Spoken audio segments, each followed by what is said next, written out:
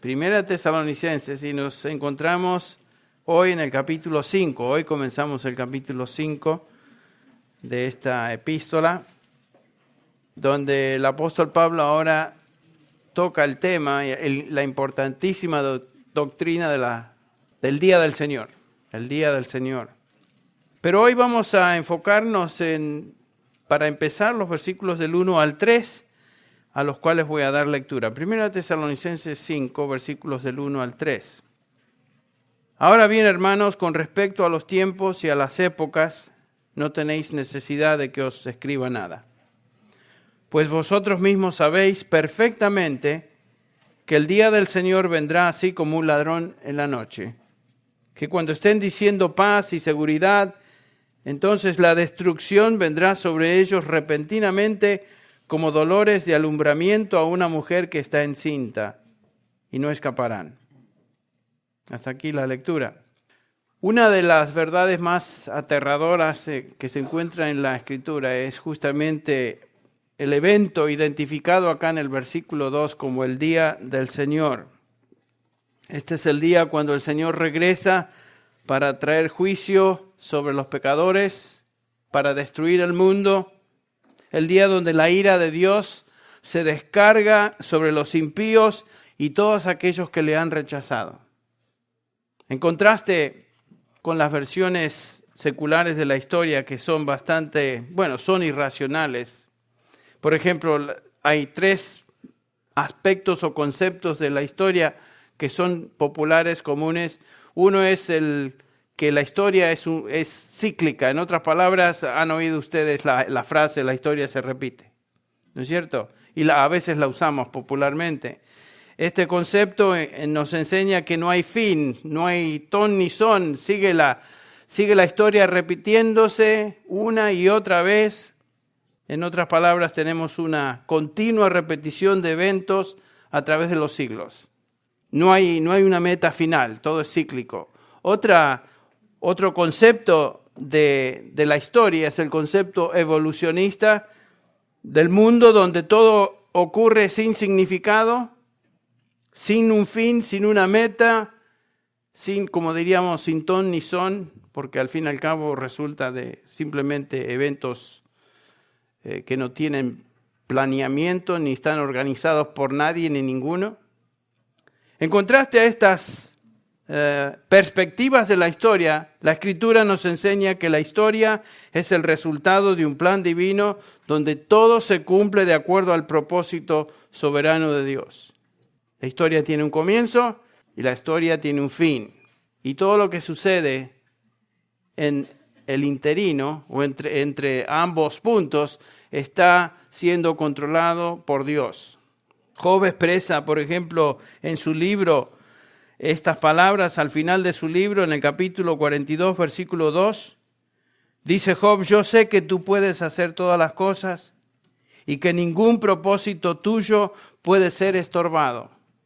Tenía un concepto claro de el propósito de Dios. En Isaías, el profeta nos dice en el capítulo 43, versículo 13, aún desde la eternidad, dice el Señor, yo soy, y no hay nadie quien libre de mi mano. Yo actúo, ¿y quién lo revocará? En el capítulo 46 del mismo libro, en el versículo 11, dice el Señor, yo llamo del oriente un ave de rapiña, y de la tierra lejana al hombre de mi propósito. En verdad he hablado, ciertamente haré que suceda, lo he planeado, así lo haré. Ese es Dios. La historia humana continúa desenlazándose, mostrando el plan eterno de Dios que culmina con este gran y terrible evento que llamamos el Día del Señor. Este es el evento que marca el fin de los días del hombre. Este es el evento donde Dios actúa en una manera increíble, trayendo juicio para tomar control de la tierra de sus usurpadores, tanto demoníacos como humanos, que al presente, por supuesto, lo manejan. Nos dice primera de Juan La primera epístola de Juan, capítulo 5, versículo 19, que el maligno está en control de este mundo. Y francamente no es popular hoy hablar de un tema tal como este, de la ira de Dios. La mayoría de los pastores prefieren hablar de temas positivos, ¿no? Temas que animen a la congregación, y por eso seleccionan ciertos temas en sus predicaciones que confortan, hagan sentir bien a la congregación. Y no estamos en contra, no estamos diciendo que eso no tiene su lugar. Por supuesto tiene su lugar. Pero hablar solo de un tema positivo y dejar a un lado la verdad que enseña la palabra de Dios sobre el juicio de Dios y su castigo sobre los que se rebelan contra Él, sería entonces abandonar el llamamiento de Dios a sus siervos a predicar todo el consejo de Dios, que es justamente lo que dice Pablo: no he rehusado predicar todo el consejo de Dios, todo aquello que fuera necesario. He ido de casa en casa y públicamente predicando todo el consejo de Dios, toda la palabra de Dios. En 2 de Timoteo 4:2, Pablo, dirigiéndose a este joven pastor, le dice, ¿se acuerdan? Predica la palabra, insiste a tiempo y fuera de tiempo, redarguye, reprende, exhorta, con mucha paciencia e instrucción. Lo vimos el domingo. Un par de capítulos antes ya le había dicho a Timoteo, procura presentarte a Dios aprobado, obrero que no tiene de qué avergonzarse, que traza con precisión la palabra de verdad. En otras palabras, estamos hablando de todo el consejo de Dios, toda la palabra. No podemos escoger predicar lo que nos agrada o lo que le agrada a la gente solamente. Porque al fin y al cabo, es claro, Pablo, es clara la Escritura que nos dice que toda Escritura es inspirada por Dios. Y útil, toda, noten, para enseñar, para redarguir, para corregir, para instruir en justicia. La Escritura repetidamente nos advierte acerca del juicio de Dios, y este es un énfasis tanto en el Antiguo Testamento como en el Nuevo Testamento. Los profetas tuvieron mucho que decir acerca del día del Señor, acerca del juicio venidero. Los apóstoles tuvieron mucho que decir acerca del día del Señor, el día de juicio. Pero fue el Señor Jesús quien habló más que ningún otro predicador sobre este tema. Y por lo tanto, tenemos en los profetas, en los apóstoles y en la misma persona del Señor Jesucristo el ejemplo del modelo que nosotros debemos seguir como predicadores. Y esto es advertir a los hombres acerca del día del Señor que se aproxima. Ahora veamos este pasaje, capítulo 5 de 1 Tesalonicenses. Ustedes recuerdan que Pablo terminó en los versículos del 13 al 18, Pablo ha estado hablando o ha discutido la doctrina del arrebatamiento de la iglesia, o sea, la venida de Cristo del cielo, donde Él hoy está para recoger a los santos, y eso lo discute los creyentes, lo discuten los versículos 13 al 18, y Pablo dice que todos los creyentes vamos a participar en ello. Los muertos van a preceder a los que están vivos, pero todos nos uniremos a ellos y nos encontraremos con el Señor Jesús en el cielo, en las nubes, y de ahí vamos con Él para el resto del tiempo en gloria. Por tanto, el pasaje concluye con estas palabras, el versículo 18, alentaos unos a otros con estas palabras. Claro, la doctrina del arrebatamiento debe traer solaz, debe traer paz, debe traer gozo, debe traer aliento a los creyentes. Porque estemos muertos en la tumba, nuestro espíritu está con Él, pero y los que quedan, todos nos vamos a unir en aquel día glorioso cuando el Señor venga por su iglesia, por los suyos. Pablo había enseñado sobre el día del Señor, no hay duda, cuando él estableció la iglesia en un corto tiempo, en cortas semanas que él estuvo allí en Tesalónica. Leemos eso, por ejemplo, en 2 Tesalonicenses, la epístola que sigue, en el capítulo 2, versículo 5. ¿No os acordáis de que cuando yo estaba todavía con vosotros os decía esto? Está hablando del tema del día del Señor. Él había enseñado al respecto y por supuesto esto había causado ciertas preguntas e inquietudes en la mente de los creyentes en Tesalónica. No hay duda de eso. Preguntas sobre el futuro y sin duda cuando Timoteo fue a Tesalonicenses, ustedes recuerdan que Pablo tuvo que salir súbitamente de la ciudad, pasa a Berea y después termina en Atenas. Desde Atenas él envía a Timoteo, dice el capítulo 3, y enviamos a Timoteo, el versículo 2, nuestro hermano en el Evangelio para fortaleceros y alentaros respecto a vuestra fe. En el versículo 6 de ese mismo capítulo dice, ahora Timoteo ha regresado a nosotros y ha traído buenas noticias de vuestra fe. Pero junto con esas buenas noticias, sin duda Timoteo trajo las inquietudes y las preguntas que los tesalonicenses tenían al apóstol Pablo. Y como resultado de eso, Pablo entonces escribe acerca de este tema que les inquietaba mucho. Uno, el arrebatamiento que va a pasar con los que ya han fallecido. Y en segundo lugar, ¿cuándo es que el Señor va a venir? Entonces, después de haber tratado el tema del arrebatamiento, ahora el apóstol se dirige en esta epístola a corregir, mejor dicho, a tocar las inquietudes o contestar las preguntas que ellos tenían y alentarlos en cuanto al arrebatamiento primero, y ahora Pablo inmediatamente pasa a hablar sobre el tema del día del Señor. Por un lado los anima con la doctrina de que seremos arrebatados con Cristo, pero ahora les habla del tema del día del Señor. Y Pablo introduce el tema con una frase de transición. Dice, por lo demás, hermanos. Es la traducción de una frasecita en griego, peride. Y todo estudiante griego nota y sabe que característicamente el apóstol Pablo cuando usa esa frase pasa a hablar de otro tema. Lo usa, por ejemplo, en el capítulo 4, versículo 9. Más en cuanto al amor fraternal. Ese más en cuanto es la traducción también de esa frasecita peride. Inmediatamente Pablo comienza a hablar de otro tema. Lo usa en 1 Corintios 7.1, 1 Corintios 8.1, 12.1, 16.1, 12, etc. Lo que es característico entonces es que si se observa esa frase, sabemos que ahora el apóstol va a tratar otro tema. Y es justamente lo que hace en este pasaje. Además del término afectuoso es hermanos, también indica que le está llamando a ellos su atención a este nuevo concepto, este nuevo tema que él va a tratar. Pablo pasa de la discusión acerca del arrebatamiento entonces a la discusión del evento identificado como el día del Señor.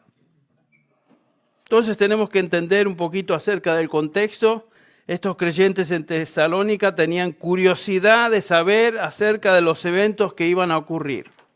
Y entendemos esto. No es difícil identificarnos con esa curiosidad. La iglesia siempre a través de los siglos ha tenido preguntas y inquietudes acerca del futuro. ¿Cuándo viene el Señor? Sabemos que viene, pero ¿cuándo viene? Quisiéramos saber. Y esa curiosidad continúa y nunca es satisfecha porque la verdad que el Señor no nos dice. Estos creyentes, así como los creyentes a través de la historia de la iglesia, se han hecho y siguen haciendo la pregunta, ¿cuándo será que el día del Señor estará aquí? Los cristianos siempre han deseado saber los tiempos y las ocasiones, o los tiempos y las épocas, como traducen algunas versiones de la Biblia. Los tiempos, por un lado, es la palabra cronos, y las épocas, otra palabra kairos. De manera general, esta frase se refiere al fin de la historia, se refiere a lo que va a ocurrir al final de todo. Pero cada una de estas dos palabritas tiene un significado especial o particular. Cronos se refiere al tiempo cronológico, de ahí sacamos nuestra palabra cronología. Cronos, tiempo marcado por el reloj, el tiempo marcado por el calendario, tiempo en términos de horario, días, meses, etc. Y kairos se refiere a épocas, eventos, estaciones. Tomando las dos palabras juntas, podemos notar que los creyentes en Tesalónica entonces tenían inquietud y preguntas en cuanto a los tiempos y los eventos al fin de la historia. ¿Qué iba a pasar? ¿Qué iba a suceder? y cuándo iba a suceder.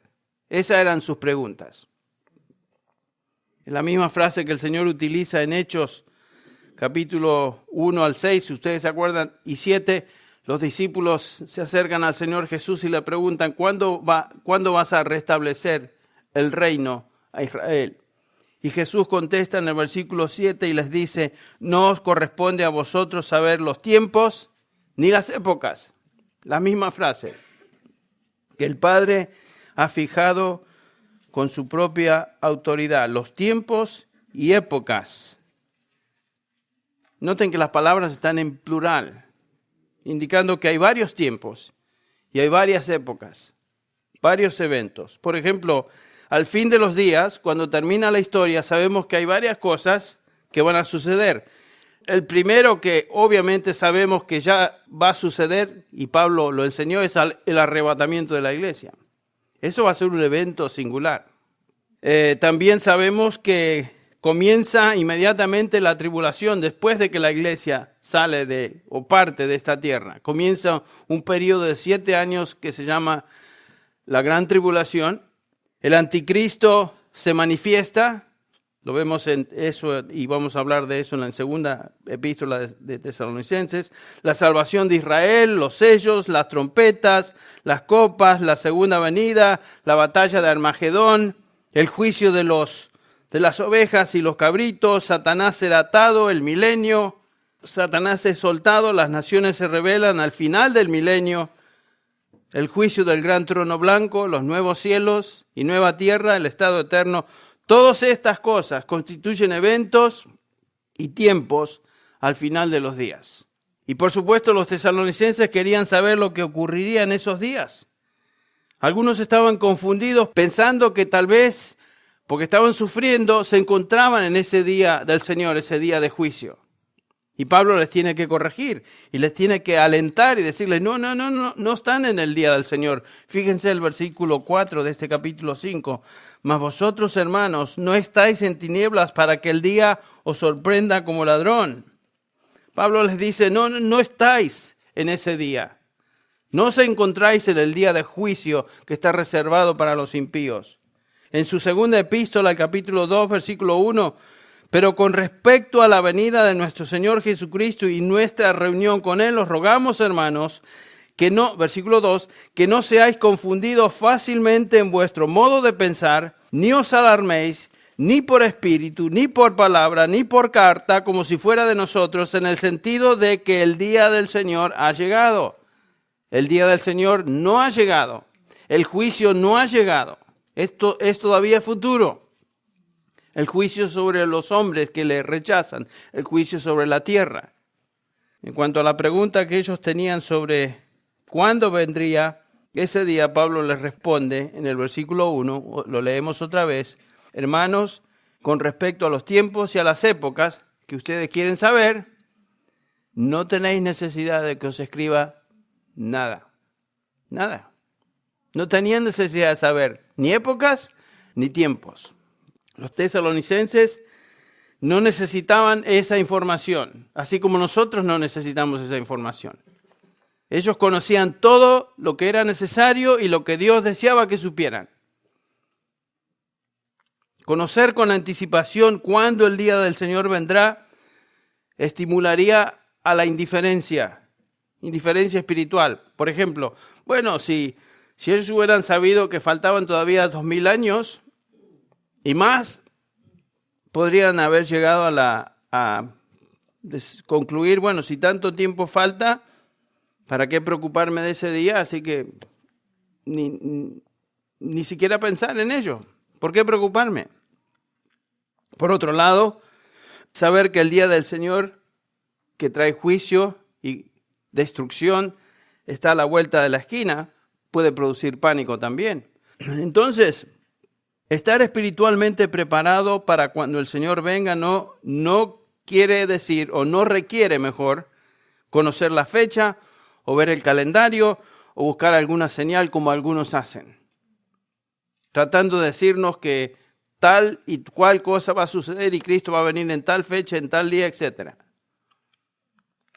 Pablo dice, ustedes no necesitan que yo les escriba más. La información que ya tienen y que ya recibieron de mí es suficiente. Existen ciertas cosas que Dios revela y otras que Él no da a conocer.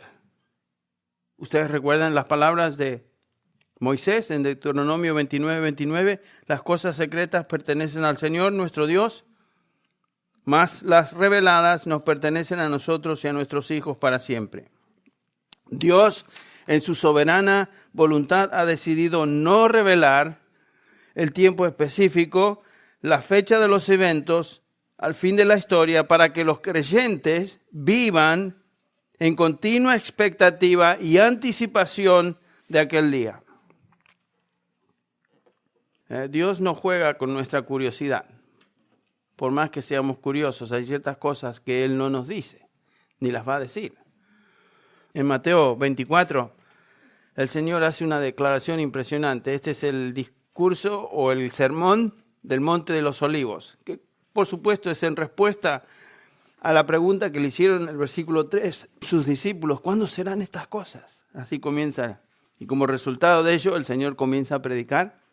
Capítulo 24 y 25 de Mateo es el sermón del Monte de los Olivos, pero en el versículo 36 del capítulo 24 encontramos estas realmente palabras que uno no esperaría del Señor, pero esto es lo que Él dice. Pero de aquel día y hora nadie sabe, ni siquiera los ángeles del cielo, ni el Hijo, en su estado humano, por supuesto, Él se había limitado de expresar todos sus atributos, sino solo el Padre, lo que dice Jesús. El tiempo exacto de lo que iba a suceder, solamente el Padre lo conoce, es un secreto de Dios.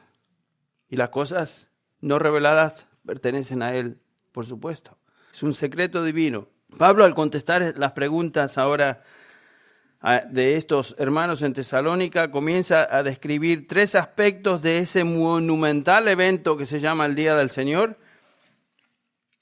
Y es lo que vamos a conocer y es todo lo que nos revela. En primer lugar, vamos a ver la certeza de la venida de ese día. Estaremos viendo la próxima vez las características de ese día y la totalidad del juicio de ese día. Comencemos con el primer punto en nuestro bosquejo. En primer lugar, Pablo habla de la certeza de la venida del día del Señor. Versículo 2. Pues vosotros mismos sabéis perfectamente que el día del Señor vendrá así como un ladrón en la noche. Esto es lo que los tesalonicenses necesitaban saber. Es todo lo que nosotros necesitamos saber. El día vendrá cuando nadie lo espera. Ese es el punto. Eso es vital. Ni ellos ni nosotros hoy debemos tratar de conocer en detalle el tiempo, el momento exacto de ese evento. Lo que sí debemos conocer perfectamente es que el día vendrá cuando no lo esperamos. Y eso debe llevarnos o movernos a vivir una vida con expectativa y santidad. Porque viene el arrebatamiento y después comienzan los juicios. ¿No es cierto? No sabemos cuándo va a suceder. Los tesalonicenses ya sabían que el día del Señor iba a venir y que iba a ser un día de juicio porque Pablo les enseñó, vosotros sabéis perfectamente, quiere decir que sabían exactamente como resultado de investigar algo cuidadosamente. Pablo les había dicho al respecto, posiblemente se habían olvidado. Los tesalonicenses sabían que el día del Señor vendría inesperadamente. Otra vez a Mateo 24 leemos las palabras del Señor Jesús, pero de aquel día y hora nadie sabe, ni siquiera los ángeles, ni el Hijo, solo el Padre. Noten el versículo 37, como en los días de Noé, así será la venida del Hijo del Hombre. Pues así como en aquellos días antes del diluvio estaban comiendo y bebiendo, casándose y dándose en matrimonio hasta que entró Noé en el arca. Versículo 39, y no comprendieron hasta que vino el diluvio y se los llevó a todos. Así será la venida del Hijo del Hombre. Este es el gran día del Señor. Si pensamos que hubo destrucción increíble en el diluvio, eso es una fiesta comparado con lo que viene, que por supuesto se describe en una forma increíble en Apocalipsis. ¿Qué pasó durante los días de Noé? Por 120 años, ahí está Noé construyendo esto, que nadie sabía lo que era. Era el arca, por supuesto. ¿Y por qué? Porque iba a venir un diluvio. ¡Ja, ja, ja! El diluvio. Ni siquiera habían visto lluvia. Por supuesto, la gente alrededor de Noé fue advertida por 120 años, viene el diluvio. ¿Le creyeron? No le creyeron. Hasta que de repente vino y los consumió. Y dice Jesús, así será la venida del día del Señor. Ciertamente va a venir. Y va a traer juicio. Y va a destruir. Y la destrucción va a ser incomparable. La gente durante Noé, la época de Noé, estaba viviendo, llevando a cabo sus negocios, casándose, nos dice ahí, como si todo iba a ser igual. Lo mismo cuando venga el Señor, o antes de ese día, la gente va a hacer lo mismo, vivir como si todas las cosas estuvieran bien, como si nada pasara, y de repente, ¡boom!, el día lo sorprende. Jesús dice en el versículo 27, porque así como el relámpago sale del oriente y resplandece hasta el occidente, Mateo 24, 27, así será la venida del Hijo de Dios. Como un relámpago, y comienza a desenlazarse todos los eventos que llevan finalmente a la destrucción total de este planeta. No es un tema lindo, ¿verdad?, de pensar. Pero esa es parte de la razón por la cual los profetas lo predicaron, los apóstoles predicaron, el Señor Jesús predica y los siervos de Dios a través de la historia de la iglesia predican porque es algo cierto, algo que viene y no podemos evitarlo. Y tenemos que advertir. Pablo dice que ese día vendrá como ladrón en la noche. Usa la misma analogía, entre paréntesis, que el Señor Jesús usó allá en el mismo capítulo 24 de Mateo durante el Sermón de los Olivos. El versículo 42 dice, por tanto, velad, porque no sabéis en el día que vuestro Señor viene. Pero comprended esto, versículo 43, si el dueño de la casa hubiera sabido a la hora de la noche que iba a venir el ladrón, hubiera estado alerta y no hubiera permitido que entrara a su casa. Esa es la idea. Lo mismo usa Pablo, la misma analogía. Los tesalonicenses sabían esto y es todo lo que necesitaban saber, que el día del Señor venía y que iba a venir como ladrón en la noche. Sin anuncio, inesperadamente, como ladrón en la noche. Saben, ningún ladrón anuncia su llegada, ¿no es cierto? Ningún ladrón envía una postal diciendo, estimados dueños de casa, les advierto que el día tal por la noche llegaré para robarles. Por favor, traten de no estar en casa ese día por la noche, respetuosamente el ladrón del vecindario. Ese es el punto, que ningún ladrón avisa. Por eso es ladrón. Y nos reímos de eso, pero dice que el día del Señor así vendrá. Cuando estamos todos bien, la gente está bien, los creyentes no necesitaban tener más información que esa. El día del Señor viene y va a ser algo sorpresivo, inesperado, y va a traer juicio sobre el mundo. Toda generación de creyentes debe conocer que el Señor viene y vivir expectante de la venida de su Señor, que puede ser en cualquier momento, y eso es todo. Es todo. Nosotros esperamos que el Señor venga por nosotros, la iglesia. Pero sabemos que el Señor también viene después de eso para traer juicio sobre el mundo en el cual nosotros vivimos y sobre la gente que aún conocemos. Esta metáfora del ladrón nunca se usa en el Nuevo Testamento para referirse, por ejemplo, al arrebatamiento de la iglesia, sino que se usa en referencia a la venida del Señor en juicio. En Mateo 24, siguiendo la analogía del ladrón, nos dice el versículo 50, vendrá el Señor de aquel siervo el día que no lo espera y a una hora que él no sabe, y lo azotará severamente y le asignará un lugar con los hipócritas. Allí será el llanto y el crujir de dientes. Ven, esa es otra relación al día del Señor para con los impíos.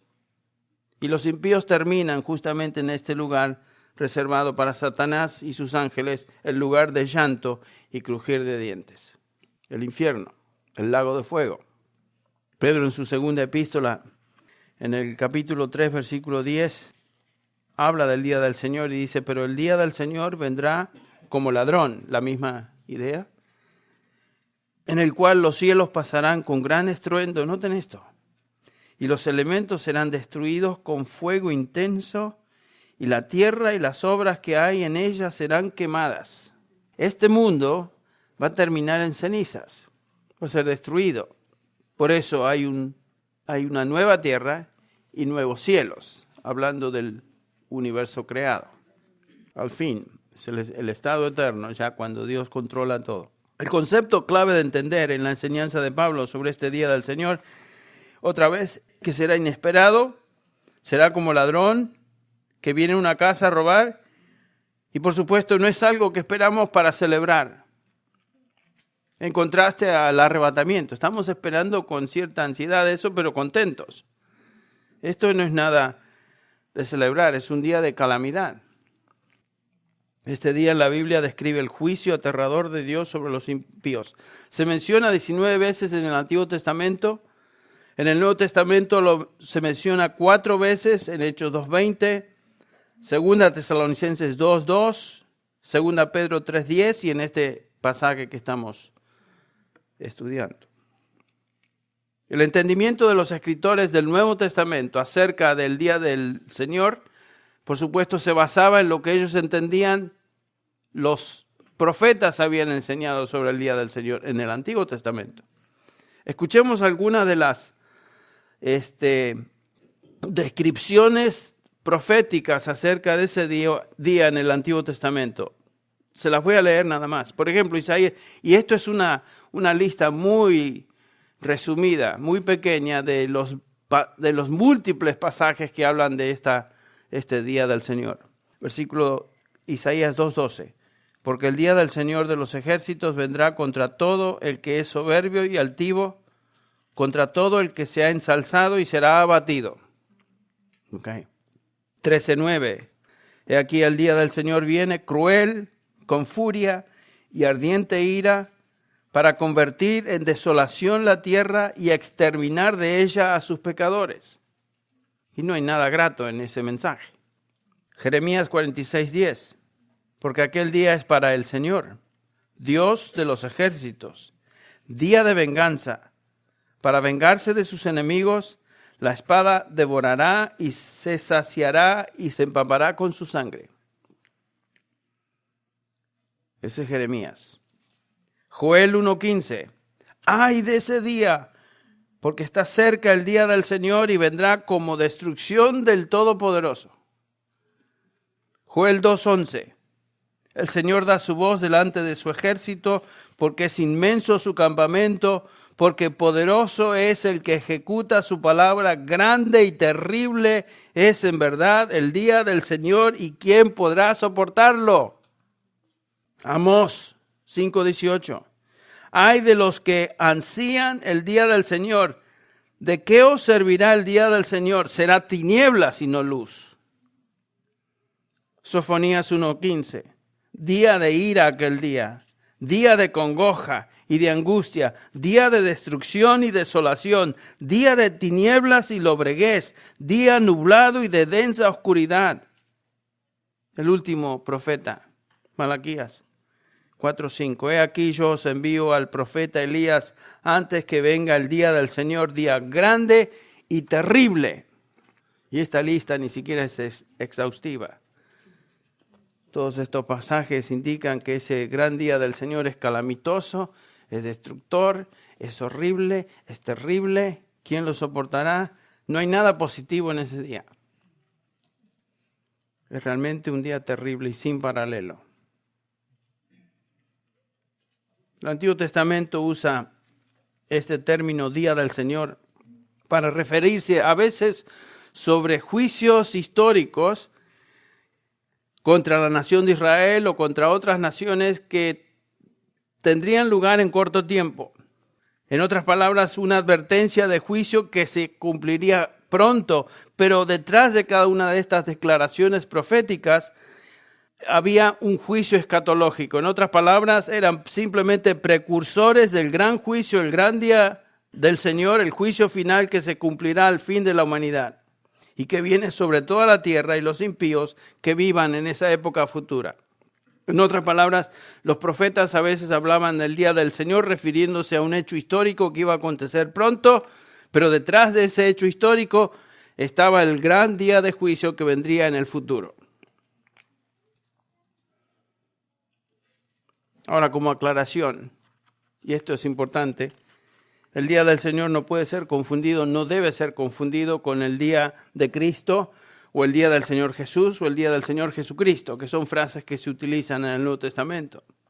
Este día que se menciona, por ejemplo, en Filipenses 1:6, que conocemos también, estoy convencido de esto, dice Pablo, que el que comenzó en vosotros la buena obra la perfeccionará hasta el día de Cristo Jesús o Jesucristo. Eso no es el día del Señor.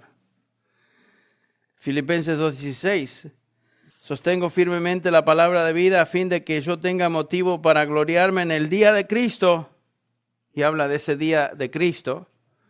También se menciona en 1 Corintios 1:8, cuando dice Pablo, el cual también os confirmará hasta el fin para que seáis irreprensibles en el día de nuestro Señor Jesucristo. También en 1 Corintios 5:5, ahora hablando de ese perverso que estaba entre ellos que había sido disciplinado o iba a ser disciplinado, dice Pablo, entregada a este tal, a Satanás, era creyente, para la destrucción de su carne, a fin de que su espíritu sea salvo en el día del Señor Jesús. En otros pasajes, el día de Cristo se refiere también al día cuando los creyentes recibirán del Señor recompensa o galardones. 2 Corintios 5:9.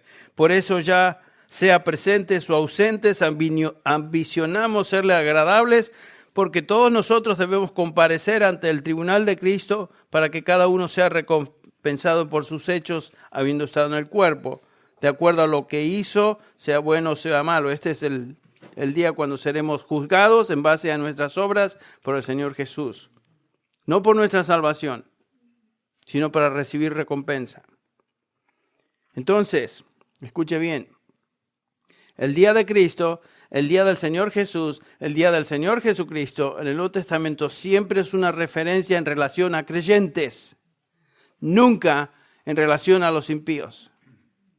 Cuando vemos esa frase, inmediatamente tenemos que decir, ese es el día cuando el Señor Jesús viene por los suyos, por nosotros.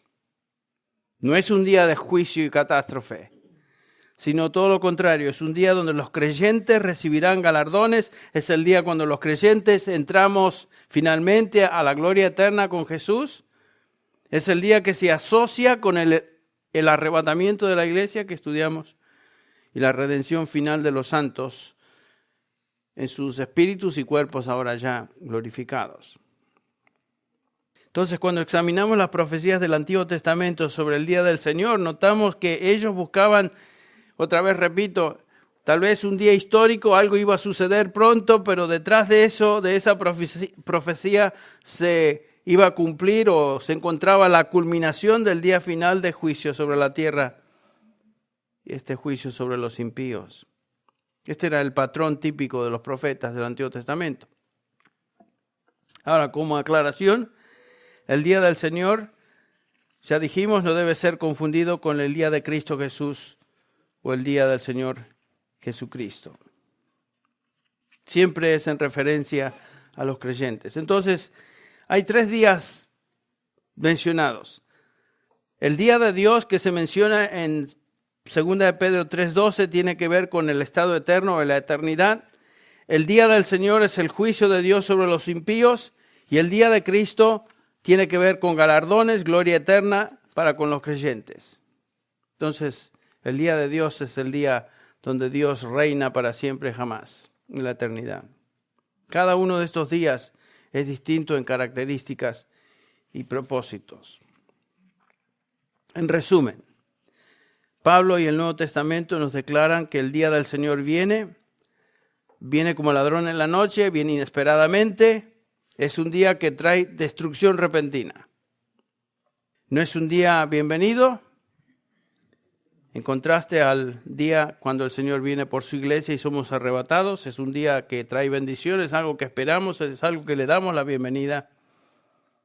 Y Pablo sin duda esperaba que la iglesia sería arrebatada mientras él vivía, mientras él estaba en esta tierra.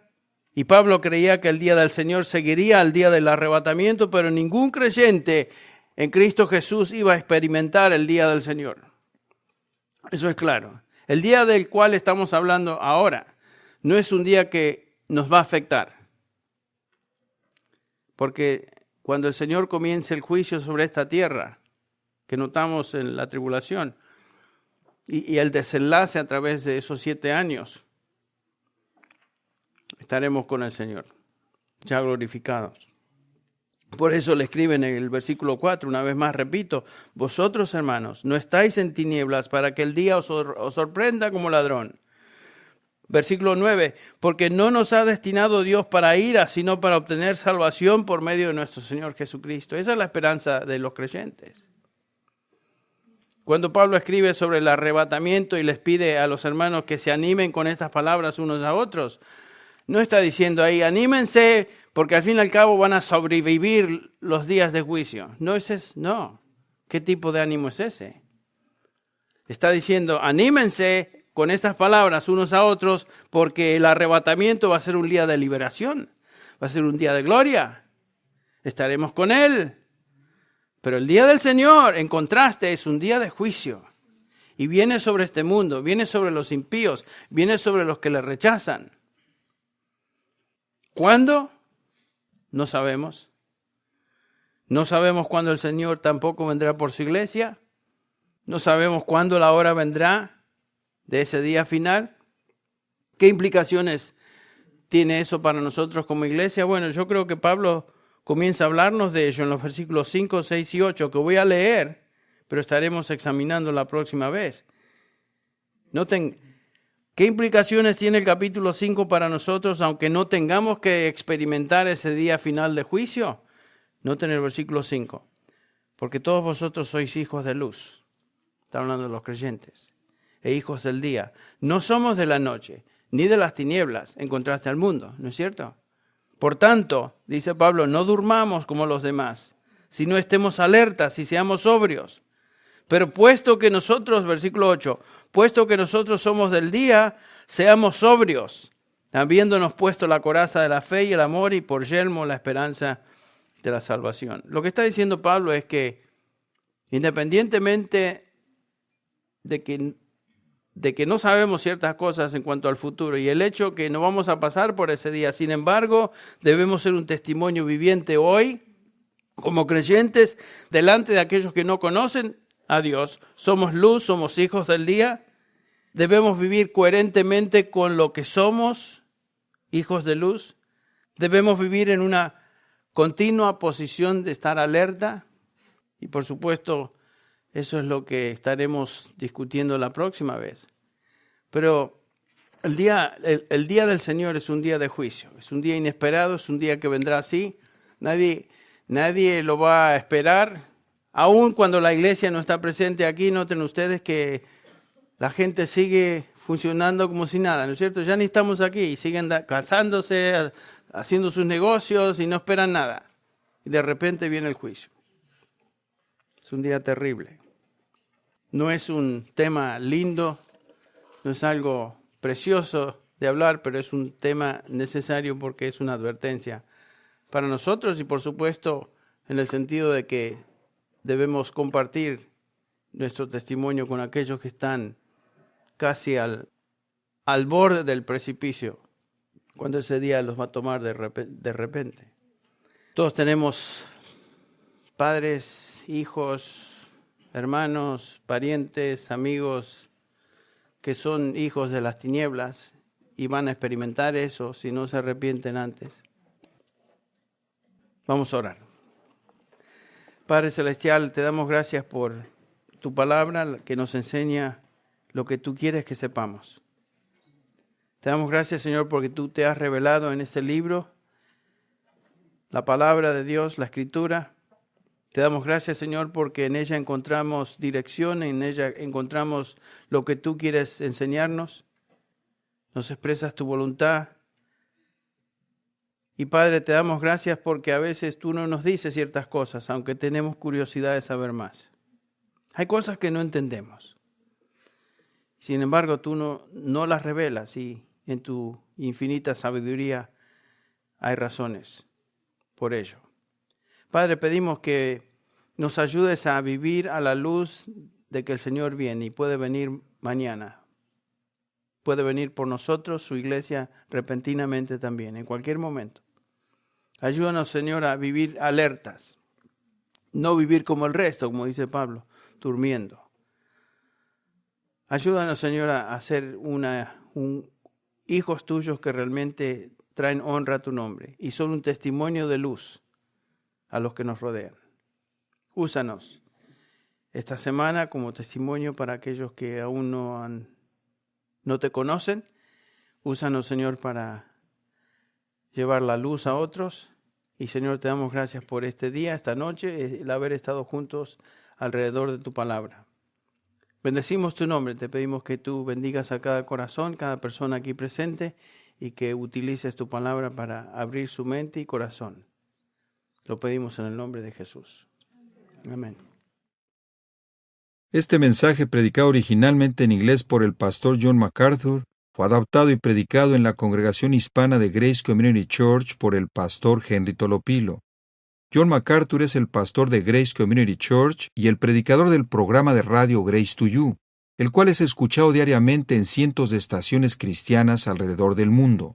Para ordenar copias de este mensaje o para recibir un catálogo de materiales disponible en inglés o español, llámenos gratuitamente del interior de los Estados Unidos a cualquier hora del día o de la noche. Nuestro número telefónico es 1-800-55-GRACE, 1-800-554-7223. Si usted llama de cualquier país fuera de los Estados Unidos, marque